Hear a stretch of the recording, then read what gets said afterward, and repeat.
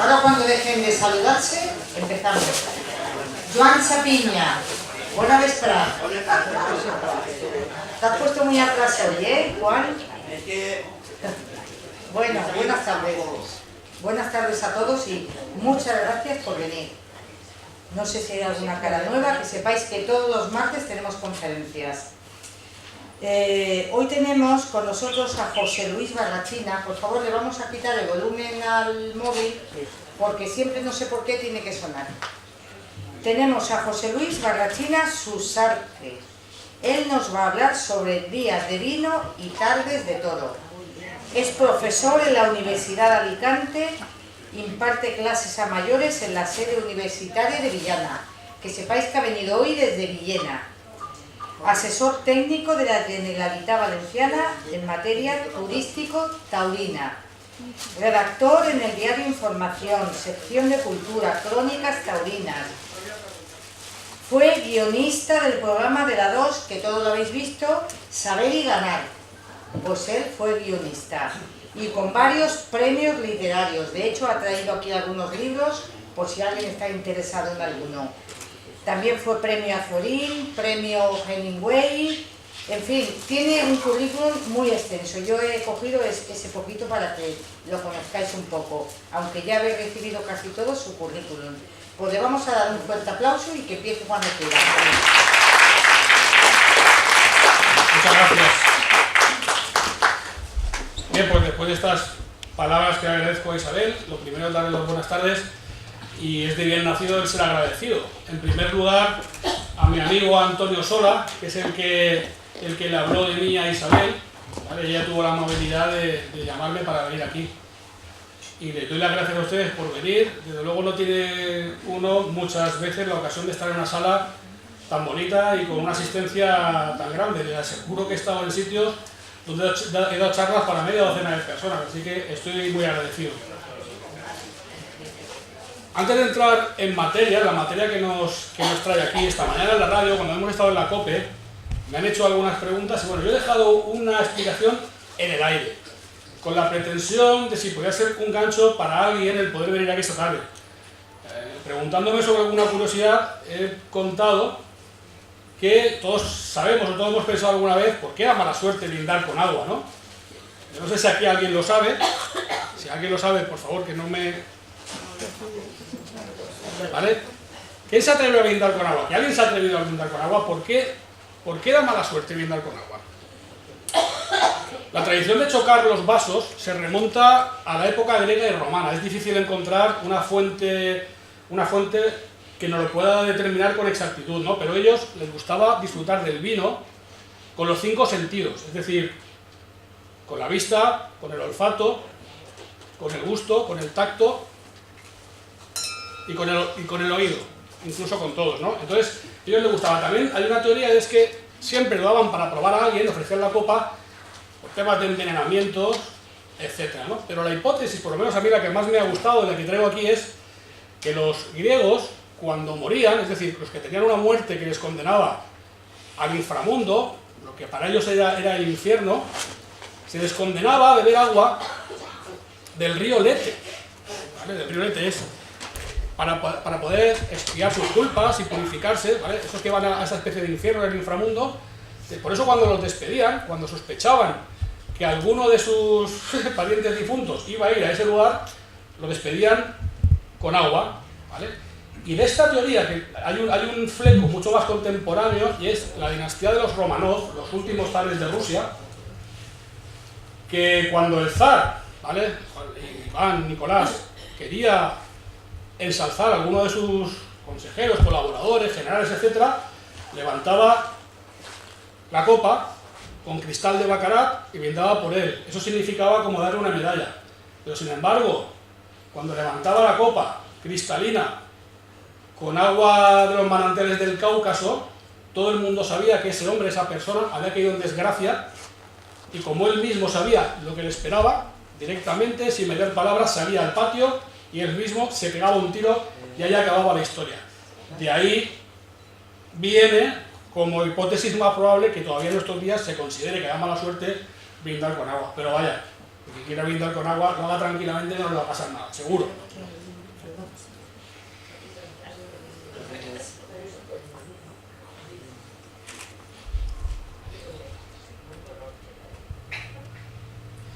¿Por qué he empezado con esto, que no tiene mucho que ver con la serie? Porque, bueno, conocí una vez una formadora de directivos, Lucho Chiesa, que ella tenía la teoría de que los españoles no tenemos ningún miedo al fracaso, ¿vale? Somos un fiel reflejo o de Don Quijote o de Sancho, pero nos da igual, que sean molinos, que sean gigantes, tiramos para adelante, no nos da miedo, ¿no? En los países anglosajones ellos temen el fracaso. ¿Veis alguna película americana que dicen, este es un fracasado, ¿no? Es lo peor que te pueden decir. Aquí en español no pasa nada, fracasa, se sienta, se levanta otra vez, no nos pasa nada, pero sí tenemos un poco de temor a hablar en público, al contrario que ellos, que en cualquier funeral, en cualquier boda, cogen un micrófono y se pueden hablar. Y ella me sugería, cuando vayas a un sitio y estés nervioso, como me pasa en este momento, dedica unos minutos a hablar sobre alguna banalidad, te pones en ambiente y solucionado. Por eso he aprovechado para meter lo del brindis con agua. Además de que en El Quijote, la más grande novela escrita y publicada y traducida en el mundo, aparte de la Biblia, hay un pasaje precioso en el que Cervantes explica cómo era el encierro, el traslado por vereda de los toros por la ribera del Manzanares, cuando iban hacia Zaragoza, y lo que le pasa a Don Quijote, pues lo de siempre, que él pensaba que eran borregos, se mete por medio y acaba hecho polvo. También de donde viene el refrán, donde Cervantes dice que Rocinante acabó no muy católico, ¿vale? Por eso decimos, cuando estamos un poco regular, bueno, todo está muy católico. Bien, vamos al lío. Lo último que yo quiero es ofender a nadie, ni herir la sensibilidad de nadie, pero tenemos que hablar claro. ¿Hay derecho a esto? ¿A esta imagen? ¿Alguien cree que hay derecho a esto? No. ¿Y a esto? Sí. A eso sí, ¿no? Todos tenemos claro que no hay ningún problema en que debemos de comer a un animal mejor que a un ser humano, pero sin embargo, la muerte en vivo, ¿vale? La del matadero no nos damos cuenta, y la muerte en vivo nos afecta. Yo no me refería si hay derecho a estas imágenes, en el hecho en sí de la imagen misma, es decir, evidentemente un animal sangrando no hay derecho, pero la pregunta va un poco más lejos, ¿no? Es si hay derecho a que toda la tauromaquia se pretenda resumir en esa imagen sangrienta, en esa imagen de tortura. Y al contrario, ¿hay derecho a que todos los que nos gustan los animales utilicemos como contrapartida a los que tratan a los animales mejor que a personas? Pues tampoco hay derecho. La gente normal entiende que la tauromaquia es algo muy amplio y que el cuidado de los animales es algo muy razonable, y que hay una diferencia entre un animal y un ser humano. La gente normal no es el término correcto el que tiene que utilizar, todos somos normales. Yo quiero decir el promedio general. Por tanto, empecemos por el final. La tauromaquia, como he dicho, a mi modo de ver, no es justo que se catalogue en el instante final de la lidia, en ese animal echando sangre por la boca, que es cierto, es una imagen real, pero no hay mayor mentira que una verdad a medias. Y de todo el grueso que es la tauromaquia, no podemos quedarnos, o no debemos quedarnos con la imagen al final. Por eso mi intención de divulgar lo que yo creo que son las hondas raíces de la tauromaquia. Y que podamos discutir, pero en el sentido matemático. Si aquí, bueno, aquí me he comentado que había algún arquitecto, en fin, que son gente que tiene la mente analítica y matemática. Cuando hacemos una discusión matemática es simplemente para determinar si hay una solución, si hay varias, si no las hay, y no se enfada nadie. A veces no la hay y punto, no hay solución, y a veces hay muchas y no hay ningún problema, conviven todas ellas, ¿no? Ojalá estos asuntos en los que la pasión y muchas veces, bueno, pues un montón de factores incluso externos que nos afectan y condicionan nuestro pensamiento, pudiéramos ser capaces de aislarlo y analizarlo de un modo un poco más objetivo, a sabiendas de que es utópico completamente.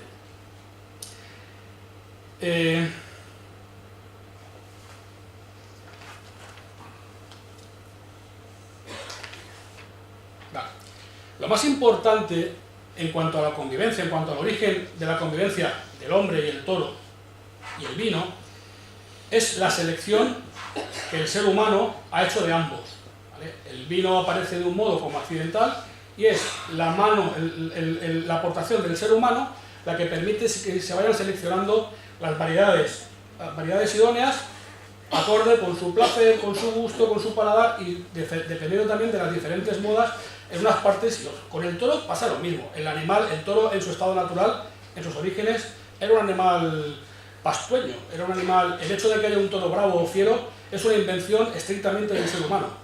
Lo normal es que el toro sea un animal manso como la vaca de Milka, ¿vale? Como la vaca que ríe. Pero solo el ser humano se da cuenta de que hay determinadas especies de toro, no especies, sino determinados tipos de toro por su comportamiento que tienen más raza, más carácter, y el hombre los iba apartando, igual que el vino iba apartando las variedades que son más, la uva, que son más acordes a su paladar. A esto se le añaden aspectos. Bueno, es importante saber o decir que todo esto lo empieza a hacer el hombre en el Neolítico, es decir, muchos miles de años antes que Mendel formulara sus teorías sobre la genética. Incluso el otro día, cuando estuve aquí con Rubén, que hablábamos de la inteligencia artificial, hoy en día tanto los enólogos como los ganaderos de toros utilizan este tipo de programas, metadatos, van almacenando mucha información para saber qué vaca tienen que cruzar con qué toro, para tener mayor posibilidad de obtener ejemplares bravos, y vino lo mismo. Si quieres un vino con más cuerpo, con más suavidad, un vino que permita el envejecimiento en barril, ellos utilizan una serie de variedades y conocen cuál es el tipo de cepa, con el injerto que le han hecho, y son capaces, mediante un programa informático, de al menos obtener diferentes probabilidades. Pero esta primera selección, por el método de acierto y error, de probaturas, el ser humano lo hace sin conocer que existe ni siquiera la genética. Las primeras uvas, por un lado, y los primeros toros eran silvestres, no se les puede llamar ni siquiera que fueran salvajes, y al compartir el mismo hábitat que el ser humano, se encontraron irremediablemente. Antes hablaba de que a todo esto le afecta también por los cambios climáticos. Luego veremos cómo el toro, desde la parte de Oriente Próximo, va trasladándose a través del centro de Europa según el cambio climático le va obligando, ¿no? Y, por ejemplo, epidemias como la filoxera, que se produjo en la década de 1870 en prácticamente toda Europa, agotó el vino francés, el español. Otro elemento común que tienen es que la solución, o sea, igual que el problema, por ejemplo, de la filoxera, llegó de América cuando los barcos eran capaces de navegar tan rápido como para traer el bichito vivo a España. La filoxera entra por Málaga, por Gerona y por La Coruña, y supone un problema. Las mismas uvas que se habían llevado anteriormente a América, que estaban buenas, que estaban puras, se trajeron otra vez a España para injertar y recuperar los viñedos españoles. Con el toro pasa lo mismo. En los años 80, no sé si os acordáis, que el toro se caía mucho, había un problema de sanguinidad importante, de consanguinidad. Pues también los toros de las ganaderías procedentes de las que llevó Hernán Cortés a América, de ahí trajeron sementales para refrescar las sangres españolas, porque los parentescos habían pasado.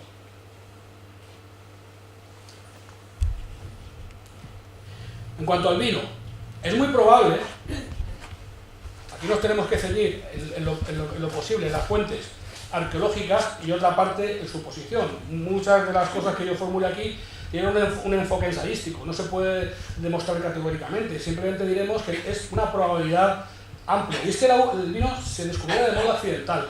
El vino en sí mismo, un racimo de uva, lo ponemos en una artesa y solamente las bacterias del oyejo, el oxígeno del aire y poco más, y el calor ya produce que eso se fermente de modo accidental. O sea, de modo accidental, sin que el hombre haga nada. Aquí el vino sabrá rayos o lo que sea, pero técnicamente es un vino. Y esto se produjo en las zonas del Cáucaso en torno a hace 6.000 y 5.000 años antes de Jesucristo, es decir, 8.000 años antes, justo en el momento que comienza el Neolítico, ¿vale? Y hay hallazgos arqueológicos de que ya en los actuales territorios de Turquía, Georgia y Armenia ya había uvas cultivadas por el hombre. Lógicamente, conforme se fueron abriendo las rutas comerciales con las primeras civilizaciones, se fue extendiendo por todo el mar Mediterráneo, llegando a España incluso antes de que llegaran los fenicios. El Mediterráneo, que si lo queremos, era inmenso para aquellos navegantes, pero si lo miramos un poco con ojos de la magnitud del mundo, es un lago grande.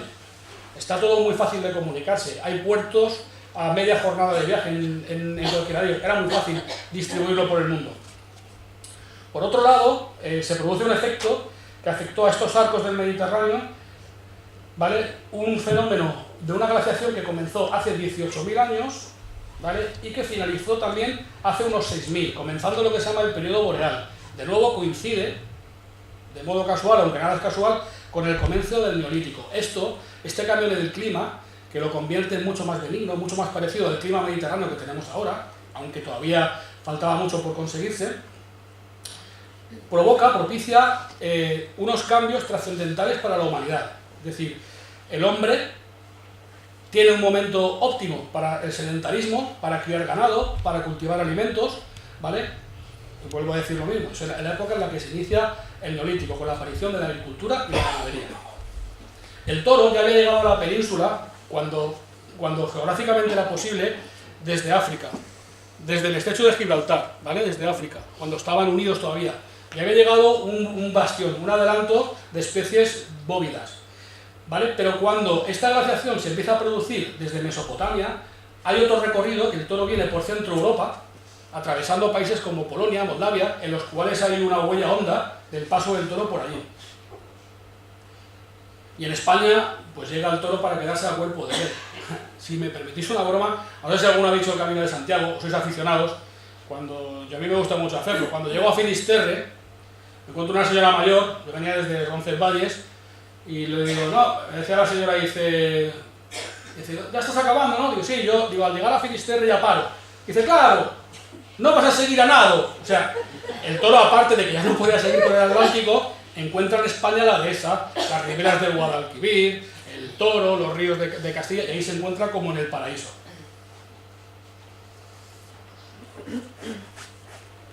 Si nos remontamos un poco, ese toro que venía por la parte de Centro Europa es lo que se llama el uro, lo que Julio César y los historiadores romanos llaman el uro.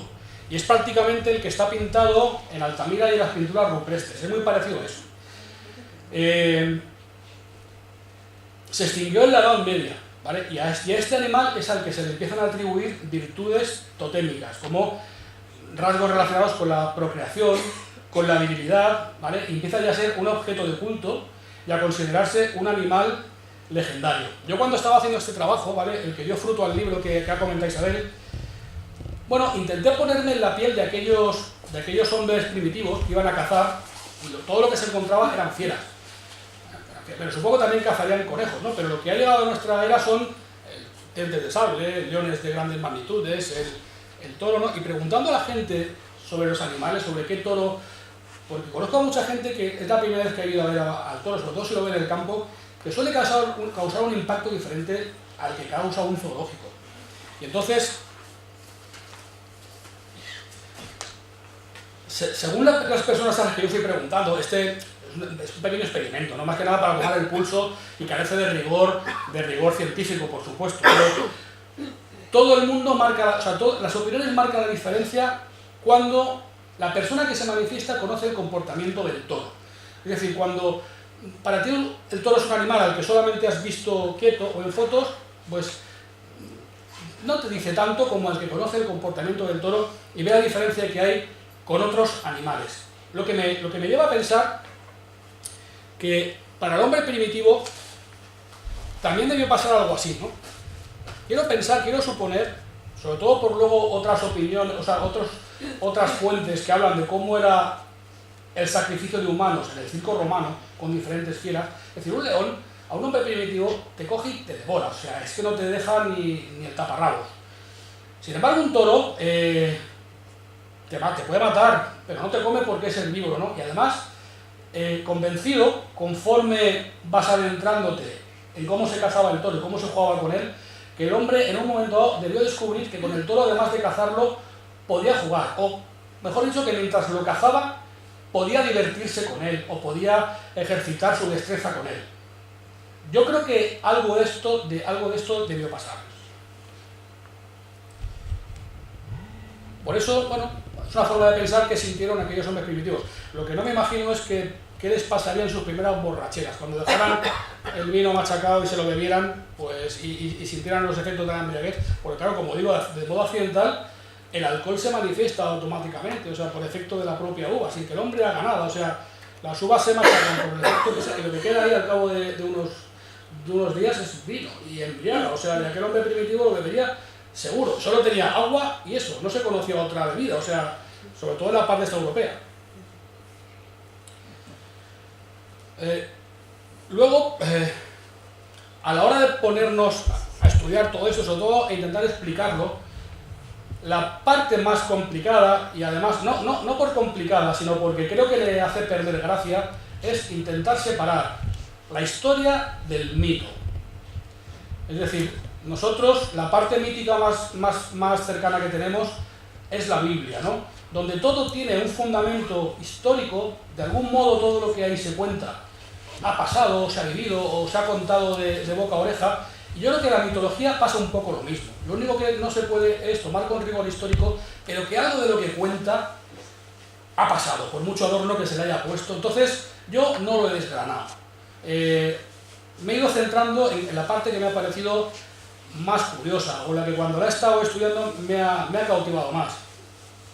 En esta línea de comenzar ya con ritos religiosos, celebraciones festivas, lo primero que tenemos, el primer referente que tenemos donde el vino y el toro coinciden en celebraciones muy importantes, tan importantes como el tránsito entre la vida y la muerte, es en Egipto. En Egipto ellos tenían un elemento que era un animal físicamente, o sea, no era un dios imaginario, que era el toro Apis. El toro Apis era un toro vivo procedente de una especie propia, una especie autóctona del delta del Nilo, ¿vale? Estamos aquí hablando ya como de 3000 y 2000 antes de Cristo, o sea, unos 4000 de nuestra era. Eran unos animales magros de carnes, enjutos, altos de agujas, con grandes cuernos, y que para capturarlos, por lo visto, hacía falta ser muy experto, una pericia importante. Luego los domesticaban y a la mayoría los utilizaban para las tareas del campo, lo normal. Pero alguno, escogido, y siempre que hubiera muerto el anterior toro Apis, lo seleccionaban y cada aldea, cada población, cada colectivo tenía el suyo para los momentos funerarios, ¿vale? Porque consideraban que el toro Apis era el intermediario entre un dios llamado Ptah, ¿vale? Que era el patrono de los constructores, y sus fieles, ¿vale? Y se comunicaban entre ellos mediante un oráculo, imagino que a nivel de mugidos. Y el toro incluso informaba, ¿no? Era capaz de transmitir mensajes, a saber cómo se aprovechaba el que fuera capaz de interpretar o que consiguiera convencer a los demás de que él entendía al toro, ¿no? Que es lo que ha pasado un poco siempre. Ese señor sería quien, me imagino, que tendría influencia sobre la comunidad, llamémoslo a efectos de manipular o con su mejor intención. Nunca se sabe, yo ahí no me meteré, ¿vale? Y cumplía funciones funerarias conectando al difunto con el dios Osiris, ¿vale? Y era muy importante para la mentalidad egipcia, como pues para cualquier otra cultura, como puede ser para nosotros la muerte. Me parece que hay muy poca gente que pueda quedar indiferente, ¿no? Creyendo de una forma o de otra, muy pocos quedamos indiferentes a la muerte, y a todos nos provoca un impacto importante. Hay unas inscripciones en el Sarapium de Saqqara en la que Apis es llamado por los egipcios aquel con sus dos cuernos en la cabeza, vida de Osiris y señor del cielo. No es mala descripción para un toro.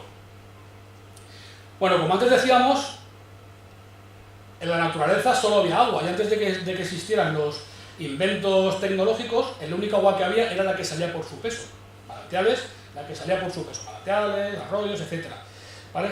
Solamente aparte del agua, los egipcios conocían la cerveza, la elaboraban desde antes de conocer al vino. Pero cuando el vino aparece por allí, es muy dura la competencia que tiene la cerveza y llega prácticamente a ser suplida por el vino. De hecho, en los ritos funerarios en los que participaba Apis, el vino ya formaba parte de la liturgia, como lo tenemos encima de esta mesa o como sucede, por ejemplo, en nuestras costumbres cristianas. Tanto en el momento de beberlo como en el ajuar que se depositaba al difunto. Se le dejaba vino por si acaso. En esa misma época, ¿vale? En Israel, el primer día del séptimo mes se celebraba la fiesta de la expiación, con diferentes ritos, ¿vale? Según iban diferentes épocas, pero el denominador común era el sacrificio de un becerro, ¿vale? Un toro pequeño, un carnero, y todo se regaba con buenos tintos. Lo que aquí ocurre es que la tradición judía prohibía embriagarse, permitía beber con moderación, lo cual me parece muy bien. Y los minoicos, como a mí me preguntaban antes de empezar, también por aquella época más o menos, se ejercitaban con algunas ceremonias religiosas, ¿vale? Incluso durante las fiestas, como un espectáculo público.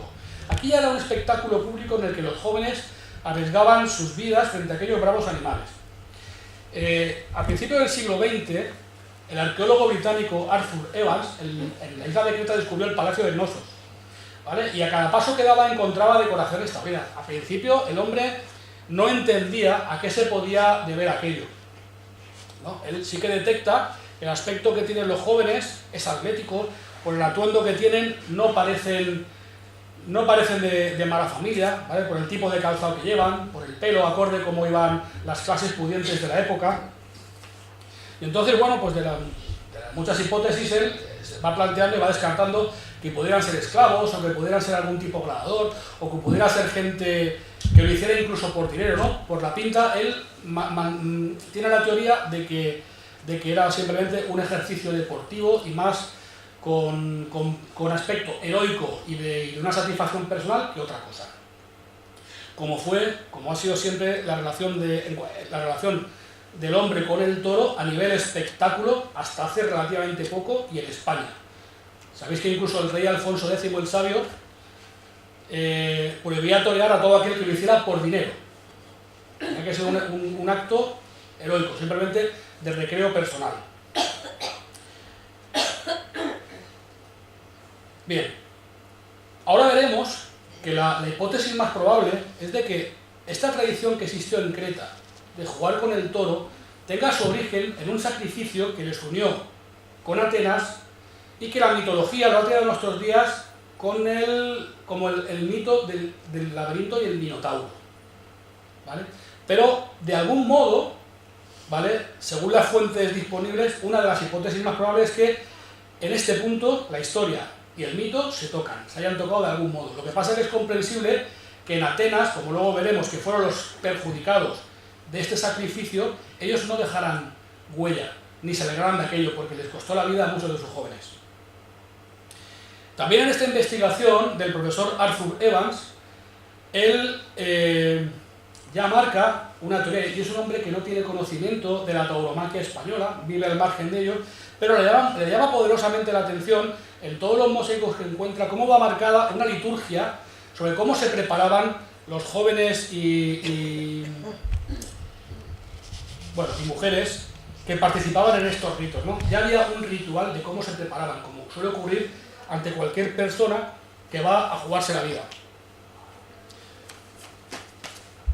Por tanto, no es descabellado pensar que un momento muy íntimo, no sé si alguno de ustedes ha tenido la ocasión de conocer de cerca, es en el momento en el que un torero se viste para ir a la plaza. Es un momento de recogimiento donde en ocasiones el miedo hasta se puede oler y no es el chiste fácil de que se haya cagado. O sea, no es eso, sino que el sudor que exhala un torero en ese momento, de verdad que a veces es que va el miedo, y en ocasiones te invitan a presenciar, el que te invite un torero a presenciar este momento lo debes tomar como un honor, como un privilegio, pero en ocasiones, a mí por lo menos me ha pasado, es incómodo porque esto que digo. Llega un momento que te das cuenta que estás ahí y demás, es un momento muy íntimo. Ahí se ve en este rincón un pequeño altar que siempre llevan ellos, ¿vale? Y bueno, pues cómo van poniéndose las prendas, un ritual rigurosamente, en un orden concreto. Este señor es el mozo de espadas, es la persona en la que más confía en este momento este hombre, es el que le cose hasta un botón, el que lo ve desnudo, el que si hay que entrar a la enfermería con él es el que se encarga de quitarle el vestido para que lo curen, etc. Y luego pues aquí cada uno va rodeándose de manías. Aquí vemos la montera boca arriba, habría un torero que te diría que esto es una temeridad. Esto está simulando la mortaja, te diría alguno. En este caso Raúl no tuvo ningún problema. Hay una anécdota con todo esto, y había un torero que era Niño Lacapea, si lo conocéis. Niño Lacapea era muy amigo de Julio César Iglesias, que era un comentarista de Radio Nacional de España. Y lo invitó a este momento y le dijo: Julio, pero tú, como ahora mi cuadrilla se va al sorteo, y siempre me dicen que los toros que me han tocado son pequeños y me mienten, por favor, vete con ellos y tú me dices la verdad, me dices cómo son.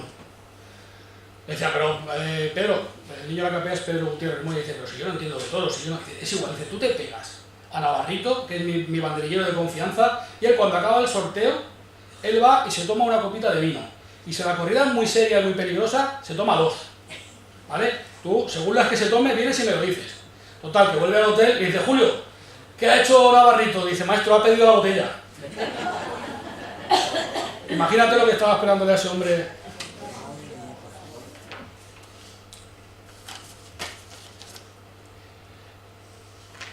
A ver, no quiero que se me olvide. Vale, eso irá después.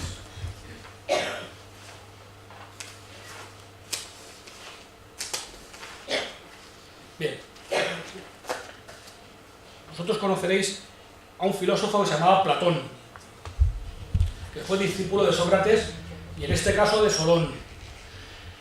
Platón recogió en dos de sus diálogos, en Critias y en el Timeo, cómo en la Atlántida, el rey de la Atlántida toreaba toros, ¿vale? Es el primero que lo recoge. Lo que pasa es que son fuentes orales procedentes de Solón y es un poco impreciso. Recientemente, en la isla de Santorini, que es una de las hipótesis donde puede estar la Atlántida hundida, encontraron sumergidos, por efectos de un terremoto que hubo hace unos siglos, de un volcán, unos frescos muy iguales a los de Creta, donde se produce todo esto, donde la tradición taurina era importante. ¿Vale? Y se piensa, vuelve a ser un nexo de unión entre Atenas y Creta. ¿Vale? La parte mitológica que yo estaba anunciando antes es que Minos, el hijo de Zeus y rey de Creta, le juró a Poseidón que sacrificaría a cualquier animal que procediera de las aguas. Sin embargo, él no fue capaz de cumplir el juramento cuando vio aparecer el toro que le mandó Poseidón. ¿Vale? Él sabía que no le agradaba, ¿vale? Pero entonces lo que hizo fue, en vez de sacrificarlo, incluirlo en su rebaño para quitarle importancia. Eso provocó la ira de Poseidón y como venganza, para que veáis cómo son los mitos, hizo que el toro que le había mandado engendrara un hijo en la mujer del rey de Creta, ¿vale? En Pasífae. Y lo que salió de ese engendro fue el Minotauro, ese monstruo. Claro, entonces el rey, pues al verlo, enloqueció de lo que había ocurrido y mandó a Dédalo construir un laberinto para meter al Minotauro en la parte más oculta del fondo, ¿vale? Bien. Y de paso, Hércules, que estaba al servicio del rey Euristeo, también era un rey minoico, Euristeo le mandó a Hércules que fuera a cazar el toro aquel, que había provocado su ruina, ¿vale? Engendrando un hijo en su mujer, un hijo Minotauro, que fue uno de los 12 trabajos de Hércules. Hércules acabó con el toro, ¿vale? Y se encontraron con que el Minotauro, en el fondo de su laberinto, de vez en cuando conseguía salir, y solo quería carne humana, se alimentaba de carne humana.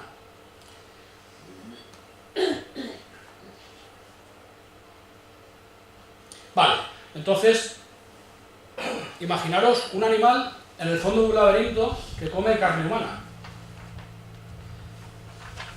¿Cómo podía ser? ¿Cómo se podía calmar el apetito de aquel ser? ¿Vale? Entonces, el rey Minos tenía un hijo llamado Androgeo, que estando en Atenas para participar en los Juegos Olímpicos, fue asesinado por celos por los atenienses. Se lo cargaron porque ganaba en todos los juegos, y además le tenían celos por su belleza, por su porte, ¿vale? Cuando el rey de Creta se enteró, fue hacia Atenas y los atacó con toda su flota. Los atenienses no se esperaban el ataque y entonces fueron derrotados. Al firmar la capitulación, el rey de Creta les dijo, vale, me habéis matado a mi hijo. Dice, el castigo que os espera va a ser terrible, terrible, más cruel no puede ser. Entonces, la condena fue que cada 9 años los atenienses debían mandar a Creta 7 jóvenes y 7 vírgenes, mujeres, para alimentar al Minotauro.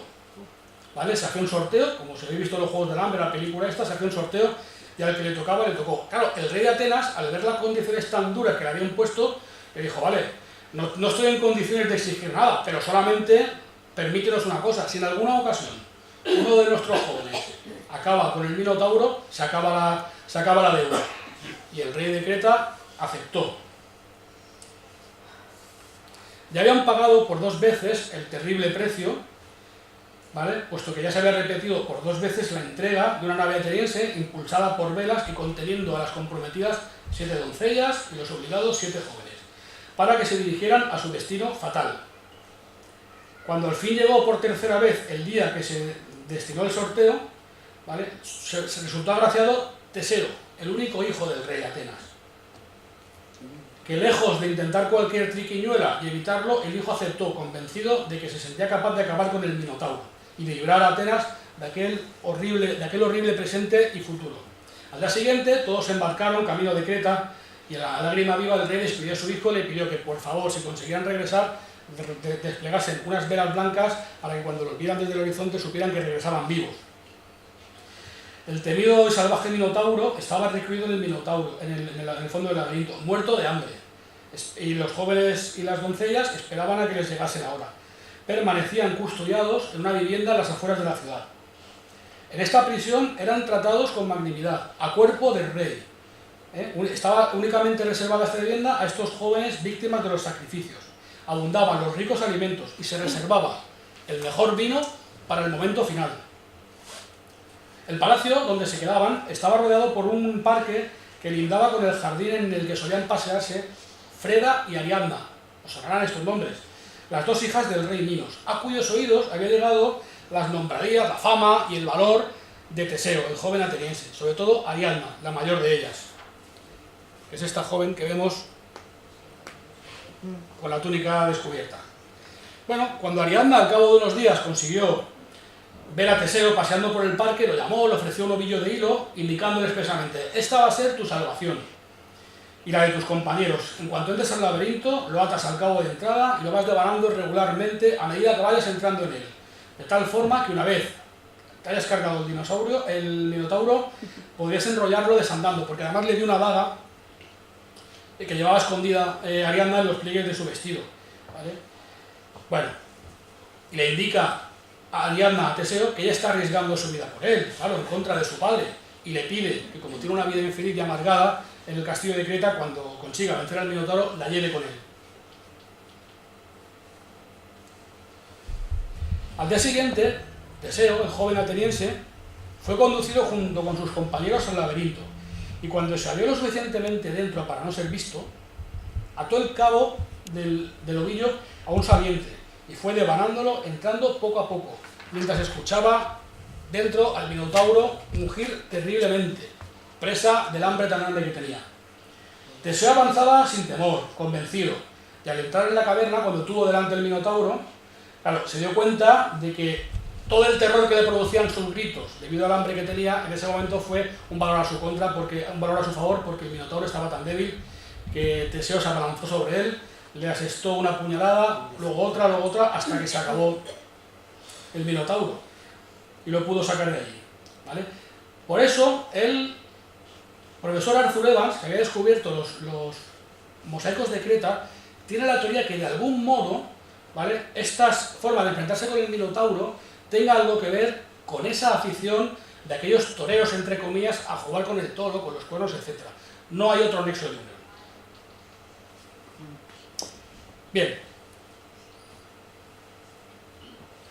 si en el mundo griego hemos visto cómo se conocían los juegos con el toro y la vinculación que tenía el vino para el momento final del sacrificio de los cretenses, en el mundo romano sabemos que en general se sacrificaban vacas para las divinidades hembras y machos, toros, o sea, para las divinidades masculinas, aunque hay una excepción, que para Júpiter eran animales castrados, bueyes. Y el color también jugaba un papel importante. Los de capa blanca eran para divinidades celestes del cielo, como Júpiter y Juno, los de capa negra para las divinidades subterráneas, como la muerte y actividades funerarias. Los animales de color rojizo y castaños para el dios Vulcano, el dios del fuego. Imaginaros también en esta época, aunque hoy estemos hablando del vino y de todos, un elemento como el fuego, la importancia tan grande que tenía. Hoy en día la tiene todavía cuando hace frío, pues imaginaros en aquella época, ¿no?, que no había otra fuente de energía prácticamente para el ser humano. Aquellos animales con los que los romanos ejercían sus sacrificios, en unas ocasiones les pintaban los cuernos de oro y en otras se les ponían ciertos arreos para embellecerlos, adornos, ¿vale? Pero sobre todo, lo más curioso, lo que quiero traer aquí es que se les adornaba con un elemento común, que se denominaba vita, o vitae. Eran unas cintas de uno o varios colores, ¿vale?, de seda, que se le anudaban, se le ataban al cuerpo del toro. Y desde luego parece que corresponde bastante con los cintas de colores que actualmente se le pone a un toro de lidia, lo que llaman la divisa, para diferenciarlo de una ganadería o de otra. No deja de ser una hipótesis, pero bueno, no creo que ande muy desencaminada. Sin embargo, en el circo romano, ¿vale? Fuera de estas... Bueno, es importante decir que antes hablábamos de la selección del vino, y he pasado un poco por alto porque no lo traía apuntado, pero me acuerdo que los griegos, para los griegos, yo creo que fundamentalmente por moda, los mejores vinos eran los vinos blancos, los vinos claros. Y sin embargo, para los romanos eran vinos tintos y de mucho cuerpo. Es lo que más les gustaba beber a ellos. Y lo hacían en el circo. En el circo, sabéis que, digamos, las bocas para entrar y salir de las gradas, de los tendidos, se llaman vomitorios. Precisamente porque cuando los romanos iban al circo a presenciar o juegos o cualquier sacrificio de fieras, la merienda y el vino corría por toneles, ¿vale? Salían, vomitaban y volvían a entrar y seguían divirtiéndose. Todavía hay gente que hace algo parecido. Decía que, sin embargo, en el circo romano, a los romanos dejó de... Prácticamente hay muy pocas fuentes ni arqueológicas o escritas en las que podamos ver en el que sacrificaban cristianos con toros. Hay muy pocas. La referencia de Lidia en Quo Vadis y muy pocas más. A los romanos preferían ver cómo las fieras devoraban a los cristianos que ver cómo un toro pues le daba 2 cornadas, lo dejaba allí y ya está. Prácticamente no lo utilizaban. Lo que hacían con los toros era recrear en orden cerrado lo que ellos llamaban venaciones, que eran la caza del toro. Estos juegos que ellos practicaban, iban empezando a practicar con el toro, cuando iban a cazarlo a campo abierto, lo trasladan al circo para que la gente, en un ambiente de seguridad, pudiera ver cómo era la caza de un toro en el campo abierto, y lo simulaban a nivel cerrado, ¿vale? Por eso aquí lo importante no era la caza en sí del toro, sino ver cómo el hombre que se enfrentaba a él era capaz de demostrar su fuerza y su habilidad.